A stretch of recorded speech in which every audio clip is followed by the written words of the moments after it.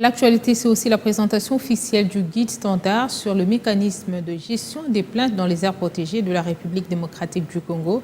Ce document d'une trentaine de pages a été rendu public par l'Institut congolais pour la conservation de la nature au profit de l'humanisation dans les différentes aires protégées de la RDC. L'Institut congolais pour la conservation de la nature a présenté officiellement auprès des différentes parties prenantes le guide standard sur le mécanisme de gestion des plaintes. Ce document, d'une trentaine de pages, est l'aboutissement d'un travail qui accompagnera l'ICCN dans son fonctionnement pour l'humanisation de son travail visant à garantir le respect des droits humains dans et autour des aires protégées. La cérémonie de présentation a eu lieu à Kinshasa. L'homme est au centre de la préservation de la biodiversité.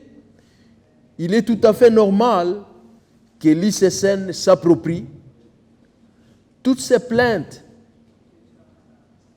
toute cette médiatisation tournée autour des allégations par le passé dans nos aires protégées et que l'Institut congolais pour la conservation de la nature s'est saisi en fait de cette opportunité pour en fait vous contacter, vous les partenaires, acteurs de tous les jours, les techniciens de terrain, ici représentés par certains chefs de site que je vois dans la salle, pour en fait essayer de conjuguer les efforts pour répondre à cette préoccupation.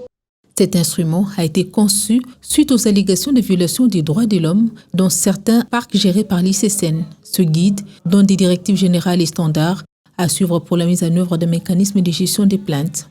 Cet instrument, nous espérons qu'il sera efficace, d'autant plus qu'il a été élaboré avec la participation de différents acteurs, dont notamment des communautés, et nous espérons que nous allons pousser de sorte qu'il y ait toujours cette approche participative et que cela puisse augurer un dialogue franc et sincère entre les différents acteurs. Face à une population qui ne connaît absolument rien de l'arsenal juridique qui organise la conservation, les défis de la cohabitation restent tout de même importants et nécessiteront l'engagement de toutes les parties prenantes.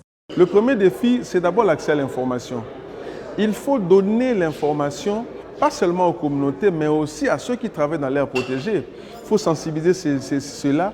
Il faut aussi sensibiliser les autorités politiques et administratives. Les autorités politiques doivent comprendre que ces mécanismes aident aussi à trouver un climat de paix. À part cette sensibilisation, il faut arriver maintenant à mobiliser des financements. Parce que mettre en place un tel mécanisme avec des climats, avec des conditions très difficiles au niveau terrain, sans des financements assez adéquats, c'est compliqué. Cette cérémonie de présentation a servi de cadre au lancement de la vulgarisation de ce guide qui apporte une contribution substantielle à l'amélioration du respect des droits humains dans les activités de gestion des aires protégées de la République démocratique du Congo. Pour la GIZ et la République fédérale d'Allemagne, la conservation réussie de ce patrimoine est seulement possible avec l'apport de tous et surtout l'apport des communautés riveraines. Et nous nous réjouissons que cette vision est une vision entièrement partagée avec l'Institut congolais pour la nature, que nous soutenons dans différentes initiatives de faire en sorte que les communautés qui vivent autour des aires protégées ne soient pas des victimes de la conservation, mais des acteurs qui participent et bénéficient des différents efforts de conservation et gestion durable de ces ressources naturelles. Notons par ailleurs que ce guide met en lumière les catégories des plaintes, les étapes à suivre, la typologie et la nature des plaintes à traiter dans le cadre du mécanisme de gestion des plaintes et le rôle de chaque organe de gestion dans ce mécanisme. Il a été réalisé grâce à l'appui technique et financier de la GIZ dans le cadre de son programme de maintien de la biodiversité et gestion durable des forêts.